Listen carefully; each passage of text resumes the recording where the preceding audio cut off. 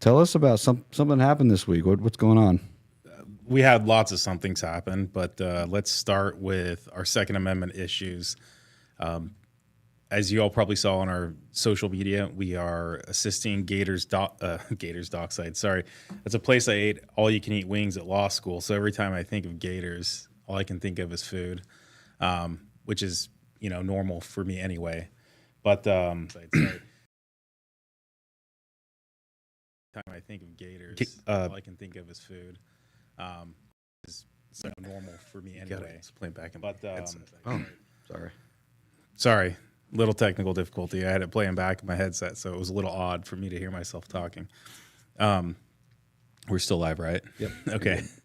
Uh, with Gators Custom Gun out of Kelso, which is in Cowlitz County, so it's a rural county in Western Washington, they were issued what's called a civil investigative demand.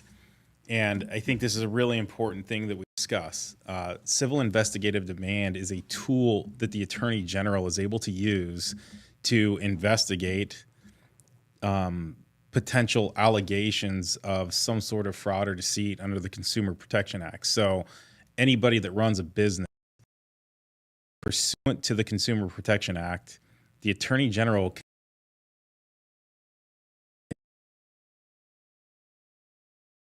one party asks the questions and then the other party has to respond. And we'll talk about discovery a little bit more later. But Gators was issued, it was a single question about their sales of what are called large capacity magazines, which we know are standard capacity magazines that carry more than 10 rounds. And, Gators engaged us and they asked us, what do you think? Can we challenge this? And, we have our Senate Bill 5078, the 10 round magazine, the greater than 10 round capacity challenge in Yakima that's been sitting there since November. We filed that case on right after July 4th of last year. So it's been open 14, 15 months, but we had our hearing right before Thanksgiving. And so again, Gators asks us, well, what can we do here? And so we filed a motion to stay, when what that means is, and to set aside. And that means that we request the court to say, you know what, Attorney General, these questions are out of bounds. In part because we believe they violate both the rights to privacy as well as the Second Amendment to Constitution, Article 1, Section 24, the right to bear arms. And so we were asking the court to step in and referee this and say, no, this question's out of bounds. And we have actually asked the court we're challenging Senate Bill 5078 under this guise as well. And so hopefully we can get this relief both for Gators and for the general public. But we also believe that this case is going to stay in Cowlitz County, certainly is related to the civil investigative demand. The AG's office may play the standard move it to Thurston County maneuver. We'll see. But we think there's value in keeping this in Cowlitz County, and we also think there's merit in keeping it in Cowlitz County. And so, we're challenging that. It's most of these FFLs, they're small shops. They're mom and pop shops, and when you look at it, burying them with paperwork, as the Attorney General tends to do, they're already paying overtime to keep their doors open if they can, or they're barely floating because big volume of their potential sales are gone. And here now the AG is saying, okay, well, give us your sales receipts for the past 3 years. And obviously the most important part of this element is the bill wasn't passed until last year. And so we have this challenge again to keep Gators hopefully out of having to turn over this documentation to the Attorney General's office. So, Well, this isn't the first time they've tried to get more information than was necessary, right? no, I mean, that's our participation in federal way discount guns was largely in part. There was, in addition to the civil investigative demand, there was an actual lawsuit under the Consumer Protection Act, but it was all stemmed from these civil investigative demands. We've had one, two, I think three other organizations who've come to us, and that's just what we know about. So you're talking about 4 or 5 small FFLs who are getting hit by the AG's office saying, we believe, and it's just we believe, right? We believe, and it's just we believe, right? We believe you as a purchaser of firearms, I'll admit that live. I've purchased firearms, and I own firearms. I'm proud of it. The fact that they keep on asking for lists of people who have firearms, what is it that they're trying? They want that that customer list. They're not just going after these FFLs, these businesses, and that to me, that really is what scares me. Not scared of anything, but concerns me, because to me, they're not just wanting to go after so-called businesses or under the Consumer Protector Act. They're trying to get an actual gun registry in any way they can. Who's owning these guns? Who's purchased these guns? And what's the next step for them? Where do you think that's going? Well, I think they laid their hand out very clearly in our House Bill 1240 challenge. We received some discovery earlier this week, and it's about, I think, 30 questions, and they're segregated into lumps. That of the individual plaintiffs, so like the Mike McKees of the world, and the Jackson Holmans of the world. Then there's the FFL lump, which would be both Millard and Guardian Arms. And then there's the SMF element of it, the Silent Majority Foundation. They actually asked us questions. And so just looking at what they're asking our individual plaintiffs, how many guns do you have? What are they? Did you own them pre-1240? Have you ever fired them in defense? They're trying to set up this equation, essentially, if you don't ever fire a gun in self-defense, it's not doing its job. And I know Austin, in the hearings and also in the briefing, he uses the analogy, well, Your Honor, if I don't get in a car crash, why the hell am I wearing a seatbelt? It's not safe, it's not effective, it's not doing its job. Just because it doesn't deploy or my airbags, why do I have to go take my car in when I get an airbag notification? Who cares? Right. Well, let's talk about it, because the Second Amendment has layers to it, right? There's a reason why our founding fathers, had the First Amendment and then immediately backed it up with the Second Amendment. And it's not just about self-defense, even though that's what the state is really trying very difficultly, as much power or energy they can to put into that box of self-defense, right? Well, if you don't need it for self-defense, then you don't need this gun, right? But that's not what the Second Amendment is about. And that's not even about what the amendment in the Washington Constitution is about. Let's just kind of break that down a little bit. Yeah, well, I mean, the most important word distinction between the two is infringed under the Second Amendment versus impaired. And that is the right to keep. Now, it's right to keep and bear arms under the Second Amendment, but the right to bear arms shall not be infringed under the Second Amendment or impaired. And impaired, to me, is just such a greater threshold, right? And it's any limitation that, and the court has even said this, the state Supreme Court has said any limitation that's not reasonable.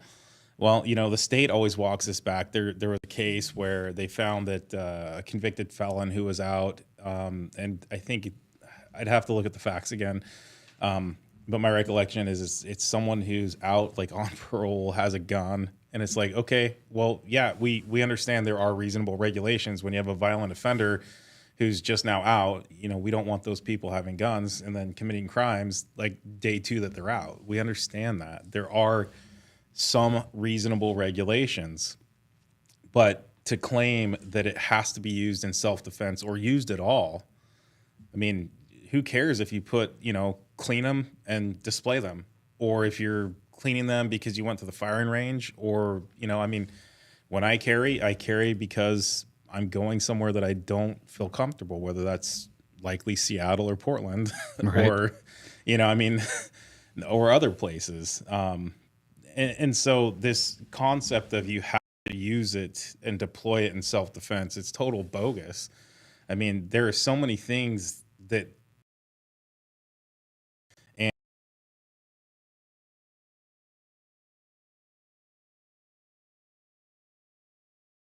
up over the past year and a half, because there are some elements of Bruen that talk about it for use in self-defense.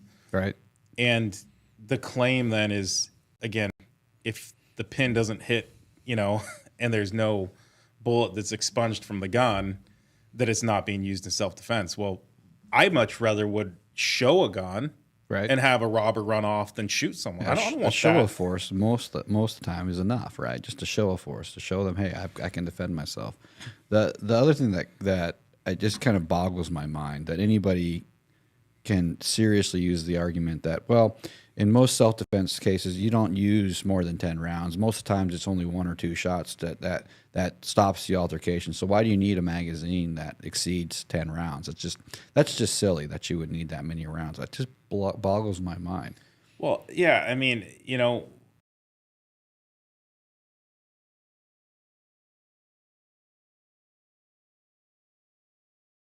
the push for electric vehicles, but the point is, you know, this is a constitutionally protected right. Owning a car, owning a house, working in a specific place isn't necessarily a constitutionally protected right. Here, they're saying the Constitution doesn't matter. You have to use it the way we say you use it. And this is where, you know, I kind of want to break slightly from this and foreshadow what I expect to see in January. And while I can't tell you exactly, I mean, what we'll see. Obviously, we've got the permit to purchase that comes into play on 1/1/24. But we also have other bad gun bills that didn't get the legs that they wanted to have. And the fact that we're still mid litigation on these several 1240, 5078 from 2022, 5078 from 2023, which is the gun manufacturer and vendor liability. So if you use a gun, I sell it to you, I'm liable for that misuse. That was 2023's 5078. And so there's probably going to be a 2024 5078, you know, and this is going to go perpetually as long as we have bad legislatures. But I want to loop back to the 5078 of 2022, where the legislature baked in the Consumer Protection Act. Selling firearms is not traditionally regulated. I mean, yes, sales are regulated under the Consumer Protection Act, but the online sales of a greater than 10 round magazine, because I hate to say the LCM, was actually deemed a violation of the Consumer Protection Act. There aren't that many sales where the AG backdoors in the Consumer Protection Act. So they're getting savvier. You know, I mean, I don't like it. I don't want to mean that as a compliment, but the legislature and the AG are walking lockstep to infringe our rights, to molest our rights. Right. Let's just be clear on what they are. They've shown that there is no limit to what they want to do. Yeah. They will not stop until they can have completely confiscated our guns. Yeah, and the tough thing, again, and why I hit on 5078 is when you bring the Consumer Protection Act, it just opens the door for the Attorney General to investigate your business without cause. You sell product A, in this case, a magazine that holds greater than 10 rounds, and we believe you sold it, so you're going to produce 2-3 years worth of records to disprove our theory. Now, they don't have that opportunity without the Consumer Protection Act. And so one of the key elements that we have to pay attention to on legislation in 2024 is, where does the Consumer Protection Act get roped in? Medical treatment. You know, I know we're going to talk about our medical cases here in a minute. Is there going to be some sort of, if you deny, you know, they have the COVID misinformation position statement, let's say they adopt something legislatively, and I hate to say this out loud before legislative session, because I don't, hopefully no one listening is give me any ideas. Right. But assuming I'm not going to do that, but like, let's say they say COVID misinformation is a violation of the Consumer Protection Act. Now, I don't have to go report someone for being a COVID denier and a medical provider, right? The AG can say, we believe you're in Pasco. We believe you're conservative. We assume you don't believe in COVID-19 treatments. And so we're going to investigate. Did you ever say anything, right? Now they get to open the door into this investigation. Again, typically small businesses, people that are terrified that the government's going to do what the government wants to do. And, you know, by including the Consumer Protection Act, it really screws both the public and the business owner. And it's terrifying. I mean, it's evil. You know, Right. It's simply government overreach, reaching down your throat, taking your rights and saying, we don't like the way you do business, and we're going to backdoor you through statutory authority that we have. Exactly. We know better than you, and you can't do anything unless we tell you you can do it. Yeah. So that's been the fights that we're having on our Second Amendment rights. You know, we're excited to represent Gators. We're excited to challenge this. Again, we believe that we've got a basis to keep this in Cowlitz County. Whether or not that proves to be true and whether or not that proves to be better than our friends up in Thurston, only time will tell. But you know, we know the tricks. We know what the writing is on the wall, and we know what to expect. So we had another hearing this week that I wasn't able to listen in on that, so I've only gotten bits and pieces from you as we've had time to talk. But it was a semi-favorable result, although we did find out that the judge didn't necessarily follow up on his side of the bargain. Yeah, you know, I mean, so a couple of things. There were some pleadings that he missed reading, so. The nice thing is we were able to highlight those and bring his attention back to them, and he said he'd dig into them. And one of the elements that we were challenged was the COVID misinformation position statement by the Washington Medical Commission. This is Turner versus the Medical Commission, and it was here in Benton County. And let's take a second and let's discuss exactly what this case is, because I think we've gone over it a little bit in other podcasts, but let's kind of detail this out for some people maybe listening for the first time. Yeah. So what we have in Turner versus Washington Medical Commission is 4 doctors: Dr. Michael Turner, Dr. Rick Wilkinson. You've probably, if you've listened to us, you've heard us talk about defending his license. Dr. Ryan Cole and Dr. Renata Moon. Now, Doctors Cole, Wilkinson, and Turner each have some sort of investigation by the Washington Medical Commission for alleged treatment of COVID-19 with ivermectin. And the claim by the medical commission is that falls beneath the standard of care. Dr. Moon relinquished her license and lost her job at WSU because she went to Senator Ron Johnson from Wisconsin. Maybe related to John Johnson or whatever that rhyme is. But Senator Johnson's hearing held up on Capitol Hill. In Washington, D.C. Yeah, in 2022, I believe. Okay. So we're challenging the adoption of this misinformation position statement, COVID misinformation position statement, because it adopted a standard of care. But for a standard of care, there's no way for the state to claim that a standard of care was breached, right? If it doesn't exist, you can't claim breach. And that's what the state's claiming, is that these doctors were negligently treating people by providing them ivermectin, or basically by not sending them to the hospital and saying you have to go get the hospitalization for COVID-19.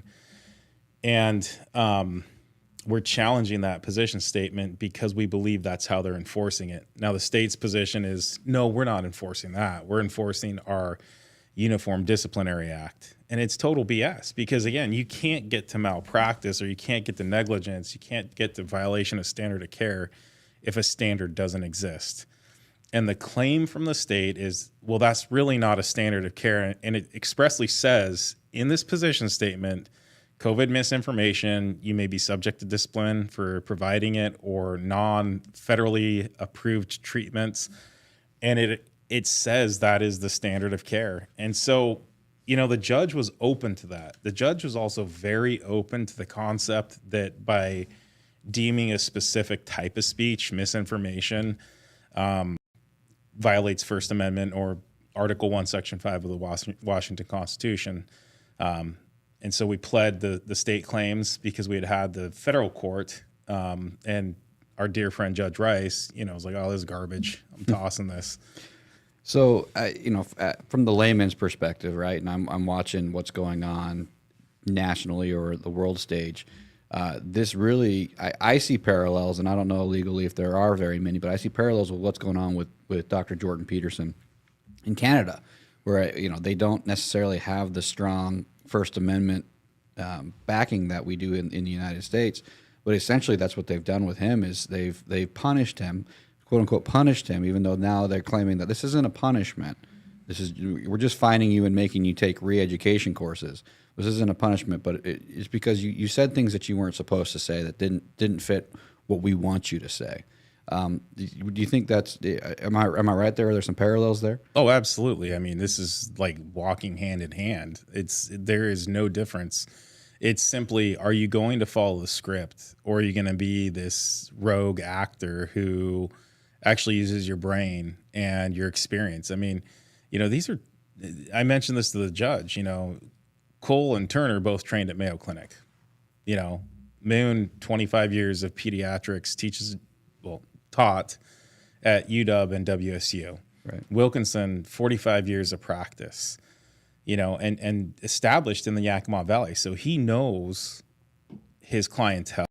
He knows the population, the geography. He knows things that, if even a doctor here in Tri-City is only an hour away, may not know things about how to treat people in Yakima because of various environmental conditions and hazards, whatever.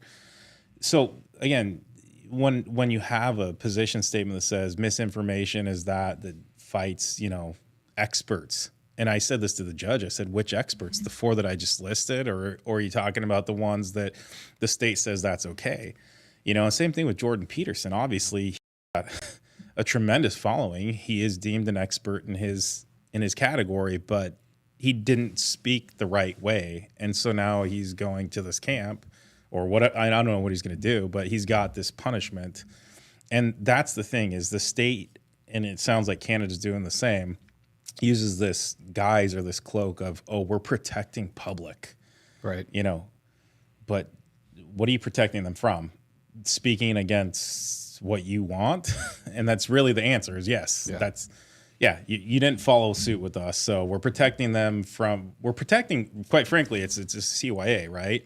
I'm going to cover my butt as the government by saying no misinformation, Jordan Peterson or 4 docs, because God forbid you use your brain and actually look at it and say, holy crap, the government's lying to me. Right. Well, you said something, I want to pick at that scab a little bit. You said the government's covering their butts, right? Covering CYA. We'll keep this PG. We've looked at this from so many different directions. The Washington Medical Commission is protected by statute, by law, from any recourse, right? There's nothing that we can do legally to actually go after these people personally, or even in their professional capacities. Correct? Yeah, absolutely. And that was part of the dismissal from Judge Rice was, hey, look, the statute does not allow you, and this is where I really wish we had the bandwidth to challenge that decision. His claim was that they are statutorily protected in their not their legislative duty, which would be the rulemaking effort, but in their litigation element. When they investigate and when they bring charges, they're statutorily protected. And what I really wanted to flush out with a challenge, and again, unfortunately, we weren't able to appeal it, would have been, okay, well, sure, Judge Rice, you claim that in that capacity, but this is a rulemaking capacity, and we're challenging them in their legislative authority, which is, yeah, it all comes from the same pot. It all comes from the same statute, but it's still a different, it's a white hat, not a red hat, right? Nonetheless, I get it comes from the same basis, but I thought that there was value in challenging that. And again, unfortunately, we just ran out of steam and time on the case. So I do think there's still an open question, especially with his opinion. Now, the interesting thing is the judge in Kennewick asked me, he said, well, what about, the fact that the judge in Yakima, the federal judge, said that this isn't a rule? And I said, it doesn't matter. It doesn't bind you, Your Honor. And he's like, I know that, but I need to, I need to ask you. And so, back to the Turner hearing, I do think there were it was a good volley. Some judges, we go in there and it doesn't matter what we argue, and maybe it doesn't matter, right, with this judge, but he seemed to at least bite on to some of our points. He did shoot down some of the things that the state said. And again, you've been to several hearings. In some cases, the judges don't even get that far, right? Right. So I'm hopeful that, he's open. He said, you know, he has 90 days to rule. Like, my goal is 30 days, but quite frankly, with the importance of this case, especially with Wilkinson's, we have to appeal the decision that he's got a 5-year, I called it suspension, but I think it's probation. Yeah. That he's got a 5-year probation and $15K that he's going to be out of pocket. He said that he'd like to really, if possible, rule within 2 weeks. So, I mean, again, I'm hopeful that at least we've got a fighting chance on this one. And I do believe we've got a fighting chance. I mean, I believe in all of our lawsuits. I wouldn't spend the countless hours that the team and I spend on these things if I didn't believe in them. But Yeah. Well, we believe they're right. The question is, are the courts going to be in our favor? You know, are they too far gone? Are they politicized beyond the point where we can actually get, you know, some righteous decisions from the judges? That's the question we have every day, right? And the results that we pray for every day. So we had that this week, and it rolls right into kind of what's been bouncing around the national news media. It's almost like the powers that be are feeling out the public to see just exactly what they're going to be able to get away with this fall and going into winter with possible COVID mandates, masking, vaccine mandates. What are your thoughts there? What immediately comes to mind? no, I mean, I've always been that conspiracy theorist that's just waiting for COVID 2.0 to roll out. It's an expectation from me. I do certainly whatever trust I had in the government is long gone. Otherwise, I wouldn't be suing it. And you know, we talk about. I mean, just looking at our peers, if you want to call them that. There's a pulse, like a little poll on Como News of if the mask mandates, and this is specific to masking, the mask mandates come back. What are you going to do? And it's yes or no, right? Obey or not. And it was like 32,000 people, and it's 72% are saying no, which that's great. 72% is a heck of a lot more than what we had last year or the year before, but it still boggles my mind. You know, there are 28% of people who are still alive, survived COVID, Right. and I'm guessing they're assuming that it was because they're quintuple vaxxed, masked up to the T. Double masked. But yeah, I mean, you know, back to your question, like it's just going to expedite our fight. And it may mean that we have to turn more resources to fighting those decisions. I mean, let's not forget SMF v. Inslee, which challenged the March 2022 proclamations. It's still live. Right. It's at the Court of Appeals. And, you know, if we have a favorable ruling, it's one of two things. Either it's overturning those or saying, you know what, the lower court it's called rescinding it, sending it back down to the lower court. Right. If it goes back to the lower court, we still have the deposition of Catherine Leathers, who's Governor Inslee's attorney. Mm-hmm. You know, that's still on slate. There's still a lot of discovery we can do with the state. And it may well be that we could flesh out some issues and some data and the lack of data that the government used last COVID go round. So, and of course, this lawsuit is timely, especially considering that the governor just this week pronounced another state of emergency in the entire state. Yep. You know, those same governor powers, emergency powers, he calls them. It doesn't matter if it's an emergency or not. He utilized, and those are those same powers that we're testing and we are challenging in that SMF v. Inslee. Yeah, and I mean, you raise a great point. If I had all my wishes and we had more staff, we would have challenged those proclamations because, as we know, the state wasn't on fire. Now, there were fires burning throughout the state. There's no question about that. But there wasn't one here, not when he declared it. You know, I don't know that there were any in southwestern or even northwestern Washington. Certainly Spokane and northeastern Washington was totally ablaze. And those fires still burn, I believe. You know, and so there's no question that there were fires in various places, but he declared it, to your point, in all of Washington, even though all of Washington, yeah, maybe we suffered the smoke. But again, is that adequate for proclaiming a state of emergency? Probably not. Right. But because that power hasn't been reined in yet, he's going to do it.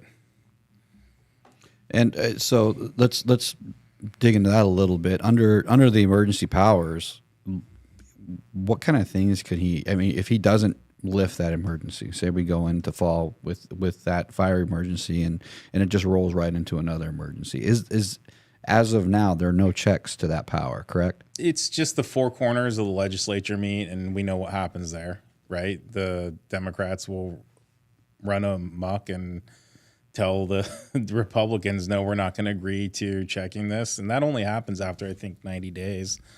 So, or maybe 180 days. Anyway, it's a period of time where the four corners are able to go back and review that emergency. But again, we saw with COVID, there was a nope, not. I think at one point the two Democrat majority leaders, Speaker Jenkins and Senator Andy Billig, anyway, the Senate majority leader basically said, no, we don't even want to meet. Wow. I mean, so, you know, that's the problem with one party control. And that's true of both sides of the aisle, right? You know, when you run amok, you run amok. Right. And there are no checks or balances. And so that's the risk of this, is that since he provided no expiration, because you don't know when a fire is going to get extinguished, those emergencies are going to stay alive until he declares them dead. Issue. Most emergencies you don't know when they're going to end, but almost every other state that has some sort of emergency powers has a clock, right? Yeah. You declare emergency. Now every 30 days we're coming back to see where we're at with it. Is it still an emergency, or are we going to rescind this? There is no clock in Washington. Yeah, and I'd say more importantly, the states that didn't have clocks prior to COVID, most of them, again, where it's a true bipartisan state, you know, I mean, California didn't change. I don't think Oregon changed. But other states where there's a bipartisan legislature or some sort of combination up and down the ticket, there were several states that adopted a clock of 30 or 90 or 60 days. They realized it was problematic when you had a governor who had this authority, and they said, okay, it's time to rein you in. You know, let us do our job. Right. And so it's going to be interesting. It's going to be interesting to see, you know, right before we sat down, I got an email, and I always hate that I'm signed up for state emails, but this is the COVID-19 healthcare provider. And one of the handouts is pediatric COVID-19 vaccine guidance from the Department of Health. And The Washington Department of Health. this is Washington Department of Health. Okay. It's called Vaccinate WA, right? Okay. Gotta love that. COVIDvaccineWA.org. Do children need multiple doses? Children ages 6 months to 4 years get a 3-dose Pfizer bivalent series or a 2-dose Moderna bivalent series. Children age 5 get a single dose of Pfizer or a 2-dose Moderna. And then 6 and older, they just get a bivalent. So, you know, these newborns to 4-year-olds, they're going to have potentially up to 3 doses. I'm speechless, mostly because I've got my young kids at home. To think that, and through COVID, they were not even affected. I mean, if they got COVID, it was a cold. Yep. You know, it was a day, 2 days, maybe, that they were unhappy. I wouldn't even say they were miserable, just unhappy with life. And now we're taking these drugs. By the way, it just hit the news cycle too. Moderna paid the NIH $400 million this past Christmas, right? They just paid the NIH, which is the governing body over these pharmaceutical companies. There is such a conflict of interest for any of these governmental agencies that are pushing these laws or these mandates or these even suggestions that have to do with these pharmaceuticals, with these vaccines. It just blows my mind that we don't have something in place to check that, to stop that. It's extremely frustrating, and especially because we know that in the current state of things, our Office of Superintendent of Public Instruction is walking hand in hand with anything the Department of Health says or the governor says. or the governor says. Yeah. We don't have a separation of powers in this state. These people are 100% on board and walking in the same direction, not checking anything, and just pulling from that same pot of gold that is the pharmaceutical companies. Yeah, I mean, we saw that with our litigation against Chris Reichdahl, our state superintendent of Office of Public Instruction for, whatever. Super long title means nothing. Guy that tells us, mind you, that COVID had very little impact on our children and their learning. But even though it had very little impact, they're rebounding. Right. So I'm not really sure. I do play a little bit of basketball, but typically you only rebound after a missed shot. Otherwise you take the ball out and the other team gets it. Yeah, talk about a missed shot with COVID. Holy cow. But so, we're allegedly rebounding from the very little impact. And that lawsuit, just walking it back, it was called Benton v. Reichdahl. I think it was like our second or third. So this was late 2021 or early 2022. Yeah, it was well, we I think filed it overlapped, maybe. Filed it March, April. Okay. Or maybe filed it in February here. Yeah, here in Benton County. And it got pushed to Thurston. Yep. And because they do this to us every time. They extend that timeline out because ultimately the judge ruled it moot. Yep. Yeah, I mean, and that was a fair ruling in the sense that by the time we actually got to court, it had expired. And the most important part, and I pushed this argument very hard before the court, I said, you might think it's moot, but there's an exception to mootness, which is it's capable of repetition, yet evading review. And that's the legal standard. In other words, it could happen again, but without your honor ruling on this, we don't have a legal basis for any claim, whether it's valid or invalid, right, or somewhere in the middle. And so I made that argument and pressed it really hard. And the state said, well, look, it's going away and it's not coming back. And I said, well, how do we know that? It's like, well, it's, it could come back, but it's not coming back. And it's like, so because it never came back, we didn't push the issue. We didn't appeal it. But now we're going to be in COVID 23 or whatever this one's going to be called. Yeah, we're right back there. Right. And so the nice thing is we've got that lawsuit teed up. We've got a year and a half of learning under the belt. And, when we see Reichdahl do this, and especially if he does exactly what he did last time, which was all he did was piggyback off of Inslee's emergency proclamation. He didn't do his own. Right. He doesn't have the authority to do that. And I don't think he has the authority to adopt an emergency proclamation from the governor as the basis to withhold funding either. And so I think there's a lot that we can take and cut and paste, again, based on the year and a half of learning. There are things that I would do differently. But I think we've got the strong basis for when masks come back to schools, we can challenge that. And then the question will be, do we want to just accept that it probably goes to Thurston County, or how do we want, the procedure will be what we have to figure out. Right. Yeah, no, I still, even though it may not have been a capital W in the courts, I still see that case as a win because to our point earlier about there not being any kind of time frame or timeline, nobody's checking this government as it is. It was us in the court that was checking the government, and I believe ultimately the reason why our kids were able to finish the school year without masks on. Absolutely, and I know people look at like the Richland School District recall as a huge loss, but there were other organizations that were willing to buck the system that wouldn't have done it but for our litigation. And so, I think we kind of empowered some of these school boards to stand up. Now the question will be, when this happens again, what's the makeup? Is it, whack-a-mole? It's easy when you have a second and a half to pop one or two popping up. But Right. if you have the whole board popping up, there's just no way you can do that. And so, my encouragement or plea to other folks who are like-minded, who, if you're listening, you probably are, get engaged with if you have a like-minded school board or other XYZ agency, get engaged and encourage those folks to say, you know what, how do you bind together with other like-minded leaders to buck the system? Right. Yeah, we're coming into a new school year, and COVID, masking. Those aren't the only issues that are facing our kids in school. I know my wife had a conversation actually with a school board member from Kennewick last night about specifically about the transgender issues in the bathrooms.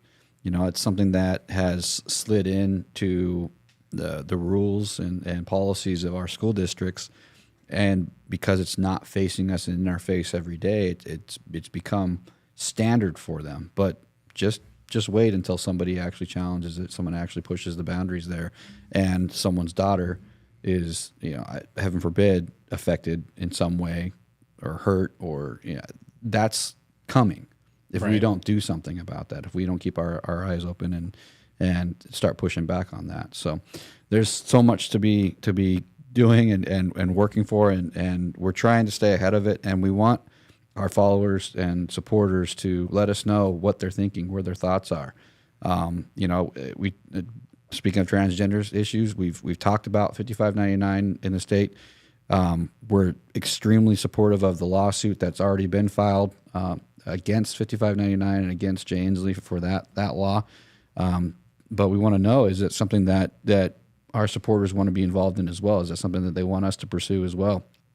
And whatever else issues that there may be out there in the state that maybe are just coming up or just rearing their ugly head, and we want to get ahead of them so that we're not having to fight from behind.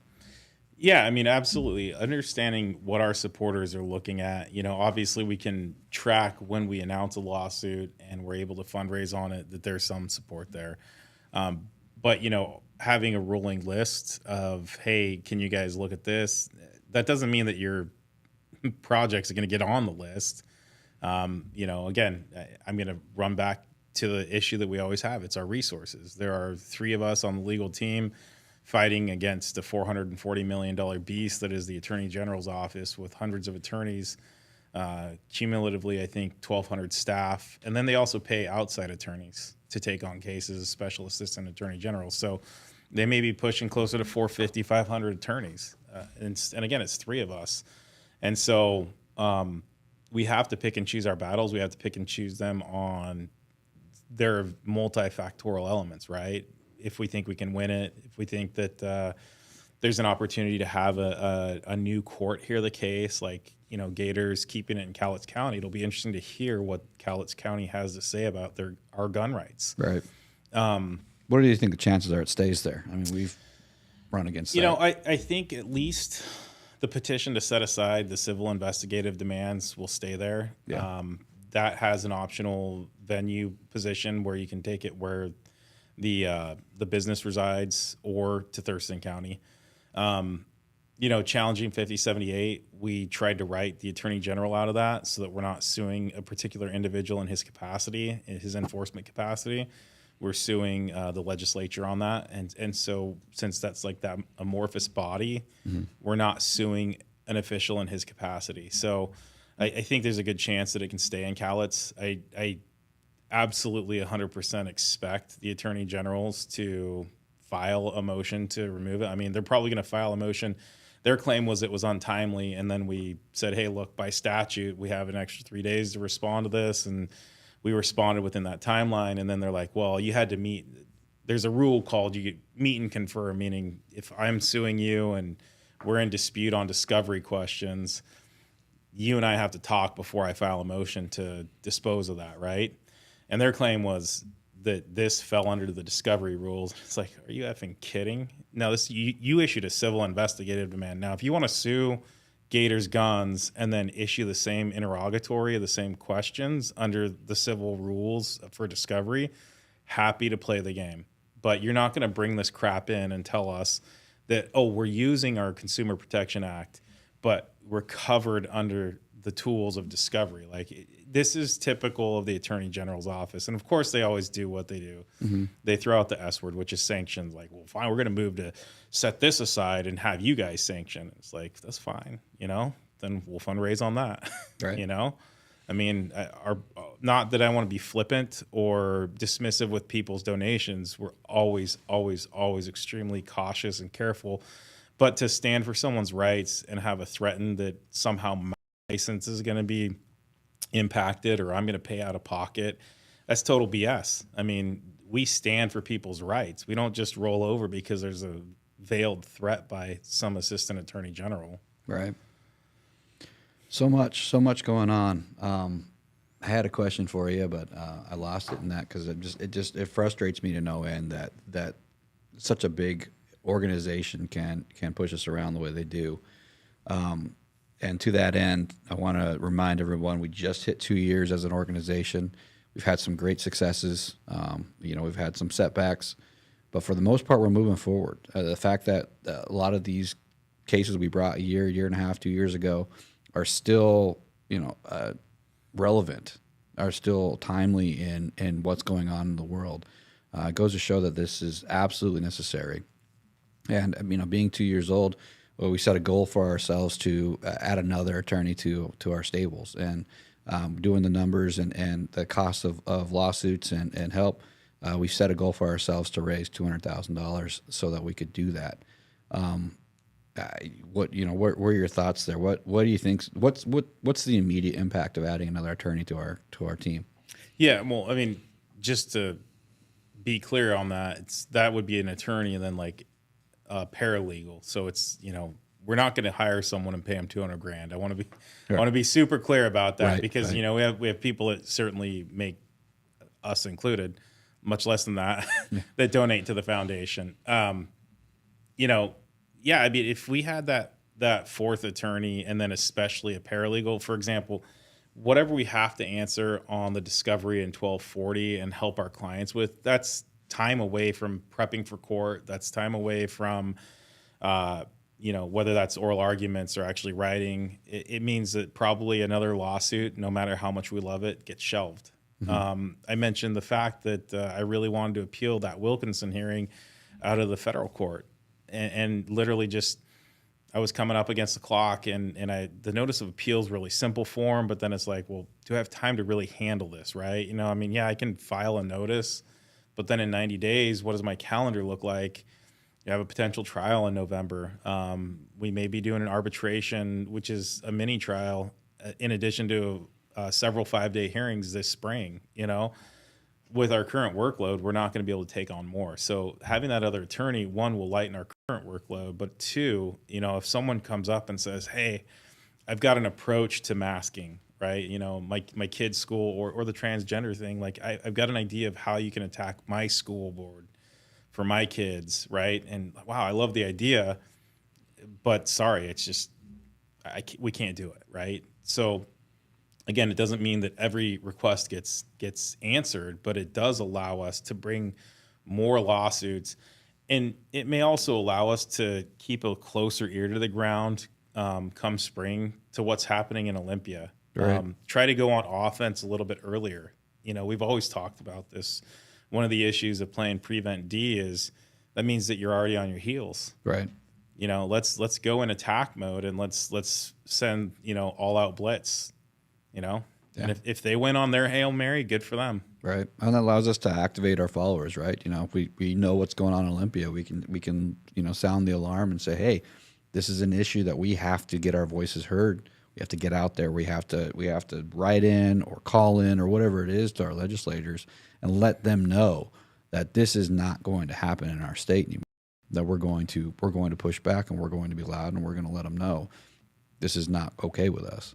Yeah, absolutely. And so, again, when we have requests, I know $200,000 sounds like a lot of money, but those two staff, those extra bodies, and again, as I've mentioned, we've already identified the attorney. I've got some thoughts out on where that other staff goes, but I don't want to put too much pressure or hard feelers out if I can't afford these people. Right. But we're ready to pull the trigger. I see people who are like-minded. They believe that God has a mission for them, and that mission includes working with us. And if we can get the numbers there, I think great addition to the team. I'm excited. Someone who's passionate about our country. Right. Definitely. And if you're out there listening and you're interested in defending the Second Amendment, the First Amendment, medical freedom, parental rights, what other fights are we in right now? Just general bodily autonomy, which falls with medical freedom, the right to work, Holding the government accountable. Yeah, religious freedom. I mean, rights free from search and seizure. Some of these questions that the AG sent us, very intrusive on the organization and some of our followers, as well as our clients. So, yeah, I mean, when we talk about protecting the Constitution generically, and we're not a Second Amendment or First Amendment or religious freedom, we did that intentionally. We wanted to be able to attack these issues. And while you can always kind of roll everything into, that's a violation of the Second Amendment because of X, Y, and Z, we took this broad swath so that we are just looking at the Constitution and how this plays out to protect it so we can protect ourselves from government. Absolutely. Well, Pete, I think those are all the topics we had for today. Was there anything else you wanted to add? Any other asks from our followers? The one thing that keeps, popping in is from that email from the Department of Health is they did name a 2023 Washington immunization champion. Oh, wow. Yeah. DOH is proud to announce that, I'm going to screw this name up, Meher Grewal, Mehr is the first name, Grewal, is the immunization champion of Washington for 2023. And then it goes on to say that as a response to vaccine messaging not resonating with members in her community, Meher and her organization partnered with Public Health, Seattle and King County, and a variety of community partners to host town hall conversations and community vaccination events. She used her community relationships to teach youth and families about the importance of vaccination. Wow. I don't know how they mistyped indoctrination, right? But that's really all I heard was indoctrination, and misinformation. I'm going to use their word. And paid for by the pharmaceutical companies. Paid for, sponsored by Pfizer and Moderna. and apparently the Department of Health. Which back to your point about the NIH. Giving, what did you say, $400 million? Excuse me, Moderna $400 million to that money is just flowing back and forth there. And there's no question in my mind that the same thing's happening here. So congratulations, Dr. or whatever Grewal, on your ward champion. I hope no one suffers adverse events from what you've done. I hope so. And maybe as just a foreshadowing for another topic of discussion, I saw that Governor Inslee appointed or elected, or whatever his process is, a president of the equity group, whatever they're calling the board of equity for the state. It's going to be interesting to see what projects they have in store for how they're going to hire people in Washington State going forward. Well, and don't forget, that's because he had to fire the other person who had been appointed for don't quote me on this, 6 months, a year max. And I want to say they'd actually done something illegal. But no, if you look at the history of that appointment, I thought about that one earlier. When you look at the history of that appointment, the predecessor was very short-lived, and it may not have been something truly illegal, but I think there was a claim for hostile work environment. Basically this equity person did everything but, equitably treat his or her, I think it was a female, her employees. But my question is, when are they just going to finally just call it the Department of Socialism? That's too easy. Oh, well. You got to have a bunch of terms to mean one thing that they're not willing to call it. They got to hide what diffuse what it actually is. All right. Well, hey, thanks for talking, Pete. This was awesome. I think we gave a pretty good update to what is going on currently with the foundation, and I'm gearing up for a fight for the 2A stuff. Gators out of Cal, it's just it boils me so much that they're going after them the way they are, and that those rights are being so infringed upon, so pushed down, and we just got to keep going. Absolutely, and that's what we're going to do. I mean, again, whether we get our birthday present that we requested or not, with the staff that we have, we're doing a tremendous lift, and it's fun to do it. It's exciting. It's exhausting. I don't use the E word emotionally, but it is, emotionally and physically and mentally draining. But every day, God fills me back up, and I can speak the same for our team. And right. So we will keep fighting. It'd be nice to have a larger staff to do it with, but we're going to keep fighting the battles that we can. And sadly, in the state of Washington, there are more than enough battles to fight. For sure. And they just keep on coming. They do. Keep on coming. All right. Thanks, Pete. Hey, thanks for listening, and we'll catch you next time.